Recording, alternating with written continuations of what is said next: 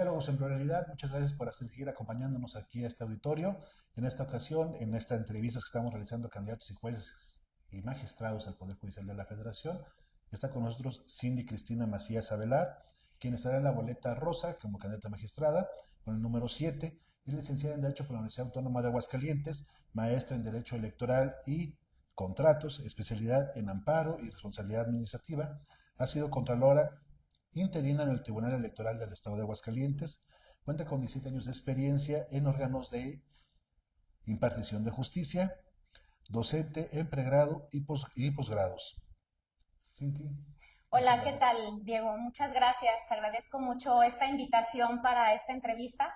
Saludo también pues a tu amable auditorio que se toma gran parte de su tiempo para estar escuchando estas entrevistas, al igual que a Joana y al staff por hacer este esfuerzo tan importante de hacer llegar a la ciudadanía la información de las personas que estamos como candidatas en este proceso judicial.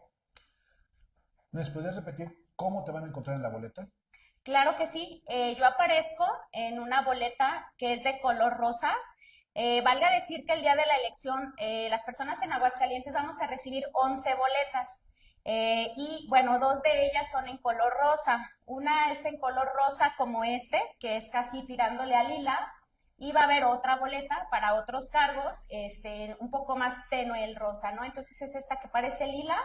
En esta boleta yo aparezco con el número 07, iniciando por el apellido Macías Avelar Cindy Cristina, que está aquí en la boleta. Esta es la boleta. Se titula Magistradas y Magistrados de Circuito, y pues la ciudadanía en esta ocasión no va a marcar una X, no va a marcar una línea, no aparecen partidos políticos, sino que encima de cada una de estas listas va a aparecer recuadros. Del lado izquierdo estamos las mujeres, las candidatas mujeres, del lado izquierdo los hombres. Entonces encima de esta lista hay 5 recuadros y ahí es donde se van a poner el número de las candidaturas de nuestra elección, que les reitero, en mi caso aparezco con el número 07. ¿Cuáles son las principales motivaciones que te llevaron a participar en este proceso? Fíjate que son dos las principales motivaciones que yo tengo. La primera de ellas, quiero platicarles una pequeña anécdota. Yo soy una persona que siempre ha admirado a una mujer que se llama Jacinda Ardern. Ella pues fue primer ministro de Nueva Zelanda. No sé si tendrán por ahí en el radar que Nueva Zelanda se distinguió cuando llegó la pandemia del COVID-19, donde todos los países entraron en jaque. No sabían qué hacer, no sabían cómo reaccionar ante la pandemia, y resulta que pues ella se distinguió a nivel mundial por cómo manejó la pandemia. Ella, entre las cosas que se destacan de su actuación, fue el poder actuar con empatía, sí, pero también con inteligencia y dando puntos de precisión. Esto dio a entender que ella tenía la experiencia para poder manejar situaciones límite, y pues este tema de la pandemia fue una cuestión que la puso a prueba, ¿no?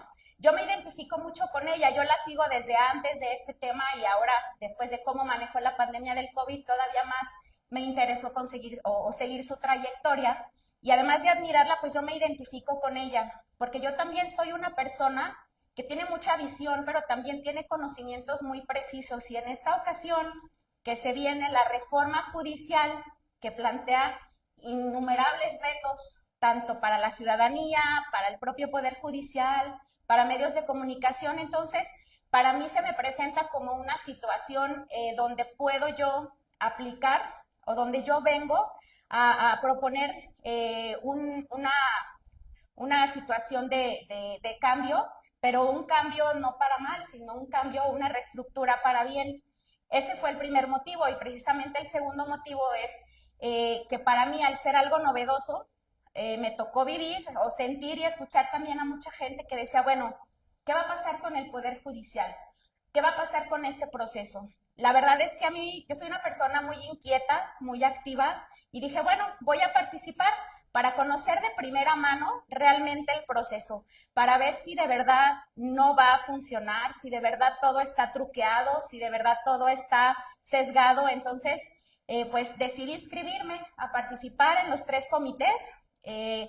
Quedé postulada por el Ejecutivo y por el Legislativo. El judicial me tumbó en el primer filtro por una cuestión muy mínima que pude haber impugnado a través de un juicio para la protección de los derechos políticos, pero en ese momento yo estaba en mi proceso de entrega-recepción como Contralora Interna del Tribunal Electoral y preferí apostarle a los procedimientos de los otros dos poderes. Finalmente dije, pues qué bueno, porque el judicial ya no hizo más, ya no continuó con su procedimiento y prácticamente quien se inscribió y pasó este primer filtro, pues ya está dentro, ¿no? Entonces, pues yo continué con estos dos procesos y pues ¿cuál va siendo mi sorpresa? Que quedo postulada por los dos poderes sin haber tenido una palanca política, sin haber hecho mayor gestión que lo que fue inscribirme electrónicamente, mandar mis documentos, atender las dos entrevistas, la que me hizo cada uno de los poderes y con eso ya está, ¿no? Entonces, a mí me gusta vivir las cosas, no me gusta dejarme llevar por lo que dicen los demás o por las opiniones de los demás, sino que a mí me gusta vivir las cosas, experimentarlas y ahora sí que como dicen coloquialmente, que no le digan, que no le cuenten. Y pues yo estoy muy contenta de estar aquí como candidata porque pues además de contar con la experiencia académica y profesional para poder ejercer dignamente un cargo de magistrada, pues la verdad es que en mi caso, yo he vivido un proceso totalmente limpio y legítimo. No ha habido mano negra, ¿no? Entonces, para mí ya el estar aquí como candidata en la boleta electoral, para mí ya es un gran logro en el tema profesional y también la vivencia de lo que es la campaña política. Para mí, bueno, que de hecho no es una campaña política o es una campaña muy específica, pero también pone en práctica varias cosas que yo estuve viendo dentro de mi ejercicio profesional, ¿no? Porque, como comentas, pues yo estuve o he estado en órganos de impartición de justicia por 17 años, pero también laboré la última trayectoria de mi ejercicio profesional,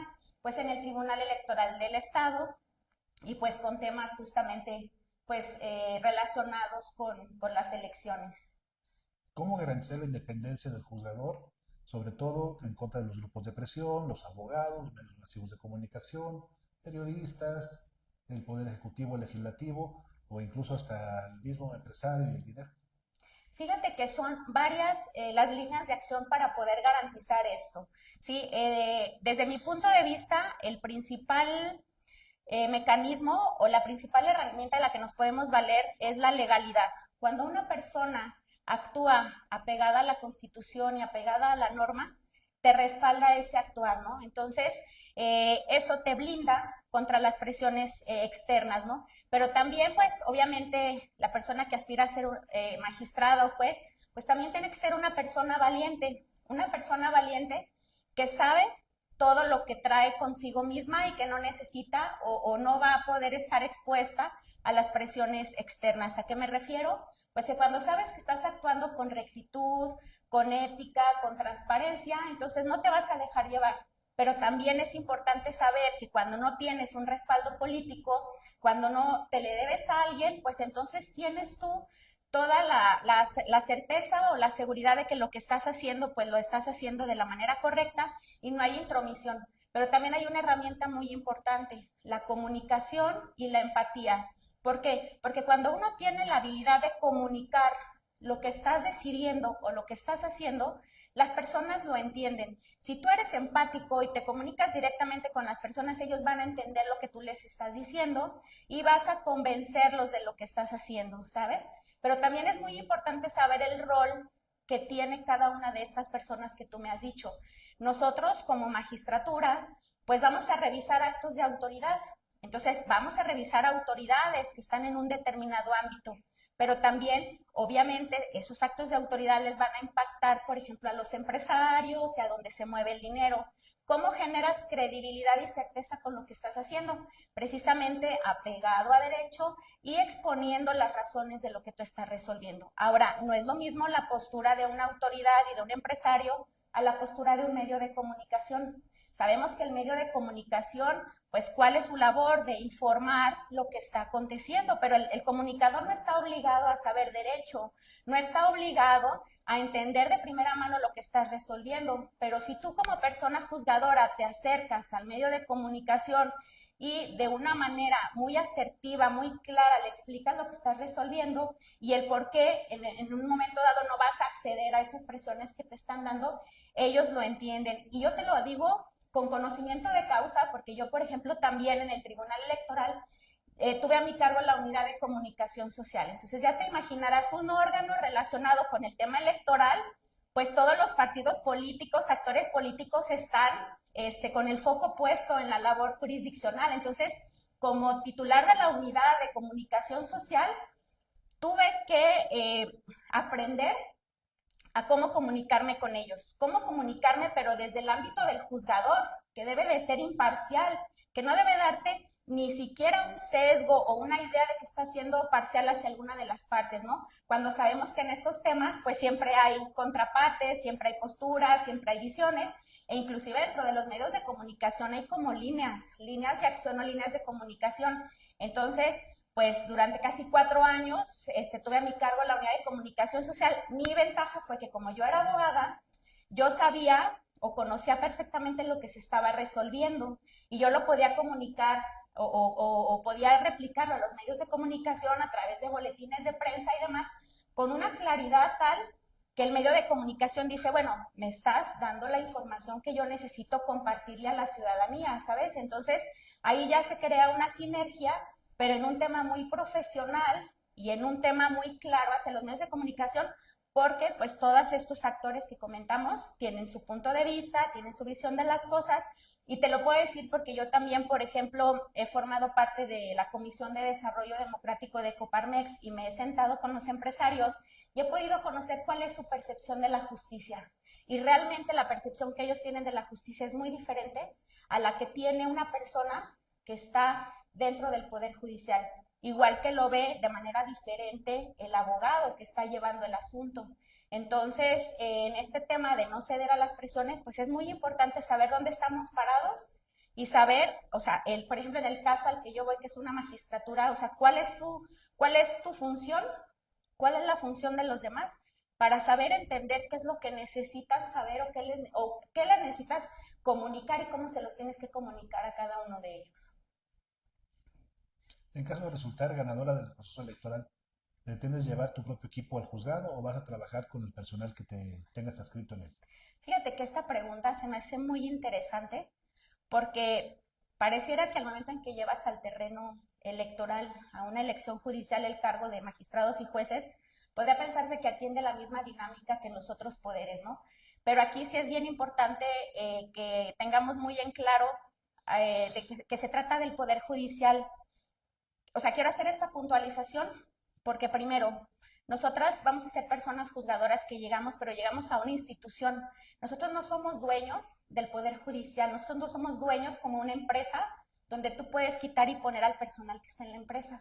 Nosotros llegamos a una institución que se diga lo que se diga está consolidada y está consolidada no por los titulares únicamente, está consolidada por cada una de las personas que trabajan día a día por una impartición de justicia muy profesional. Entonces, en un primer momento, en un tema jurídico, no podemos nosotros quitar y poner a ninguna persona, ¿sale? O sea, tenemos que respetar, pero aparte sería un contrasentido porque si aspiramos a un cargo donde decimos que vamos a vigilar y a tutelar y a respaldar los derechos humanos de la ciudadanía, ¿cómo es posible que entonces pensemos que vamos a poder llegar y violentar los derechos laborales de la gente que ya está ahí trabajando, ¿no? Y no nada más de ellos, es una estabilidad laboral, un derecho laboral, pero ¿qué tal el derecho de toda su familia? Porque vulnerarías el derecho a la educación de sus hijos, a la salud de sus hijos, al cuidado de adultos mayores, o sea,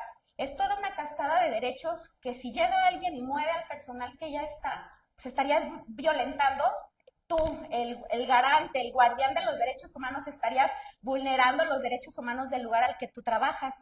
Pero además de eso, déjame platicarte que yo estuve 9 años en el Poder Judicial Federal y yo te puedo decir que todas y cada una de las personas que trabajan ahí es gente que tiene vocación de servicio y vocación para la justicia y que han dedicado toda su vida a la labor jurisdiccional. Entonces creo que todas estas personas tienen o merecen un reconocimiento por parte de las personas que llegan, pero además de eso, la verdad es que yo que he pasado por varias instancias, en varios tribunales, estuve en la Universidad Autónoma de Aguascalientes, he dado clases, la verdad es que sería algo muy absurdo y muy tonto que desperdicies toda esa experiencia, toda esa entrega que tiene esa gente como para llegar a experimentar.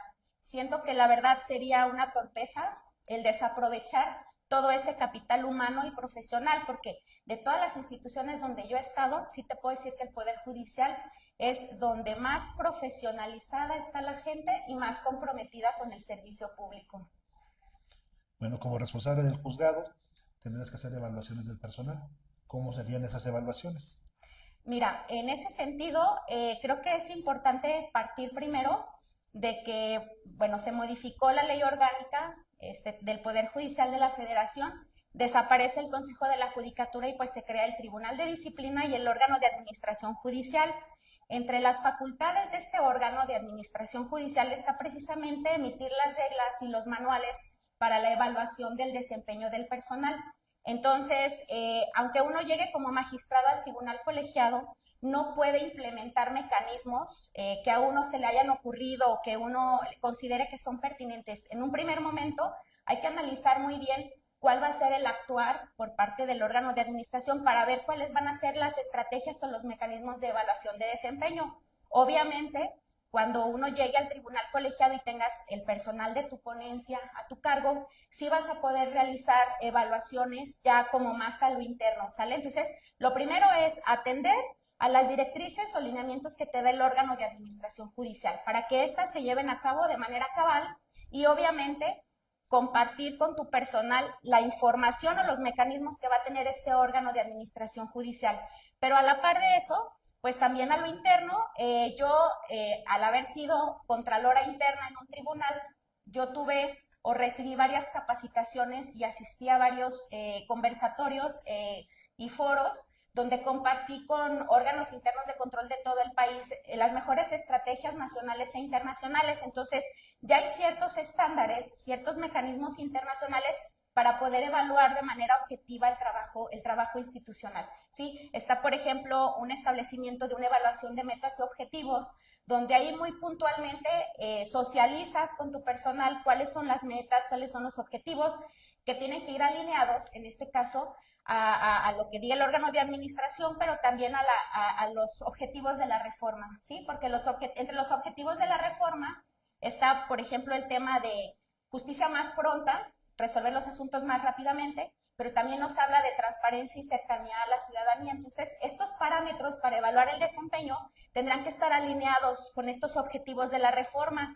Y hay ya muy probados procedimientos que incluso en auditorías de desempeño te los evalúan, donde estableces porcentajes. O sea, si tú en una semana me presentas 3 proyectos, es un 100% de calificación. Si son 2 proyectos, es tanto por ciento. ¿Esto para qué te sirve? Además de que te das una evaluación de cómo está tu personal, pues también que te da a entender, o más bien te da datos de en qué áreas hay de mejora o qué dinámicas o qué mecanismos hay que ir modificando para ir mejorando las cosas. Y de pronto pareciera que este tema de evaluación del desempeño es un tema de actitud. No, tiene toda la actitud, está 24/7, siempre está estudiando, pero eso no está relacionado con la productividad. La productividad tiene que ver de cómo gestionas tus conocimientos y tus recursos para poder cumplir determinadas metas. ¿Y qué pasa? Que si de pronto las cumples, pues qué padre, porque a lo mejor si tú te tardabas toda una semana en sacar 3 proyectos con esta nueva dinámica y estos ajustes que se van a hacer a los proyectos o un nuevo modelo de sentencia como es el que yo traigo dentro de mis propuestas, pues a lo mejor tú cumples tu objetivo en 3 días, en 4 días y ya no te la pases 24/7, ¿no? Pero pues hay un principio que dice que lo que no se mide, pues no se puede evaluar. Tienes que medir, tienes que tener números duros para poder evaluar. ¿Cuáles consideras que son tus principales fortalezas en términos de experiencia y formación para asumir el cargo?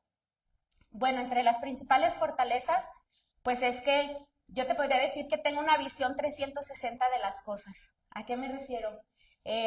360 porque yo ya estuve 9 años en el Poder Judicial Federal.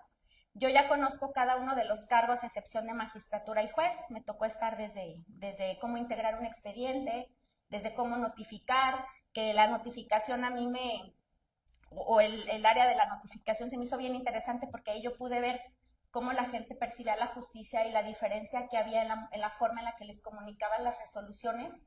No es lo mismo llegar y decir, te sentenciaron a 15 años y párale, a explicarle los motivos, ¿no? De por qué tu conducta infringió la norma y por eso te están dando esta sentencia, ¿no? Pero también me ha tocado estar de parte, por ejemplo, en mi alma mater, la Universidad Autónoma de Aguascalientes, defendiendo a una autoridad o representando a una autoridad en los diferentes temas que se presentan, laborales con sus trabajadores, con los alumnos, temas administrativos, que hayan auditado a la universidad, tener que solventar observaciones del órgano superior de fiscalización, de la función pública, pero también en el Tribunal Electoral, pues proyectar sentencias en materia electoral, que valga decirlo, que la materia electoral va a la vanguardia un paso más de la justicia tradicional, porque justamente la materia electoral es la que empezó a promover estas sentencias cortas, ciudadanas, para hacer más cercana la justicia a la gente, ¿no? Entonces, pero aparte también he dado clases, conozco la percepción de los alumnos, de cómo ven la justicia, de cómo ven el derecho, de cómo lo perciben, y pues también esto me da